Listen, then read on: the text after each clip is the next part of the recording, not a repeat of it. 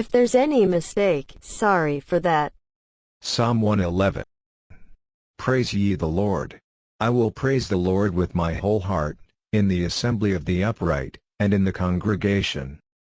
യഹോവയെ സ്തുതിപ്പീൻ.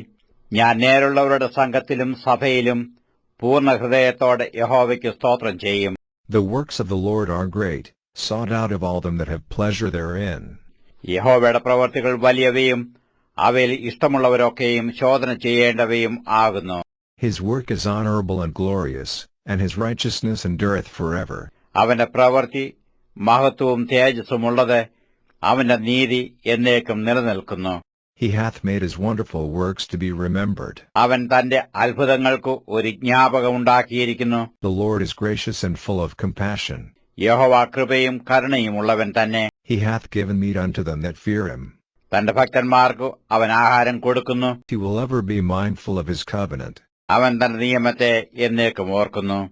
He hath showed his people the power of his works, that he may give them the heritage of the heathen. ജാതികളുടെ അവകാശം അവൻ സ്വജനത്തിന് കൊടുത്തതിൽ തന്റെ പ്രവൃത്തികളുടെ ശക്തി അവർക്ക് പ്രസിദ്ധമാക്കിയിരിക്കുന്നു. The works of his hands are verity and judgment. അവന്റെ കൈകളുടെ പ്രവൃത്തികൾ സത്യവും ന്യായവുമാകുന്നു. All his commandments are sure. They stand fast forever and ever, and are done in truth and uprightness. അവന്റെ പ്രമാണങ്ങളെല്ലാം വിശ്വാസ്യം തന്നെ. അവ എന്നേക്കും സ്ഥിരമായിരിക്കുന്നു. അവ വിശ്വസ്തയോടും നേരോടും കൂടെ അനുഷ്ഠിക്കപ്പെടുന്നു. He sent redemption unto his people. അവൻ തന്റെ ജനത്തിന് വീണ്ടെടുപ്പ് അയച്ചു. He hath commanded his covenant forever. തന്റെ നിയമത്തെ എന്നേക്കുമായി കൽപ്പിച്ചിരിക്കുന്നു. Holy and reverend is his name. അവന്റെ നാമം വിശുദ്ധവും ഭയങ്കരവുമാകുന്നു. The fear of the Lord is the beginning of wisdom. A good understanding have all they that do his commandments. യഹോവ ഭക്തി ജ്ഞാനത്തിന്റെ ആരംഭമാകുന്നു.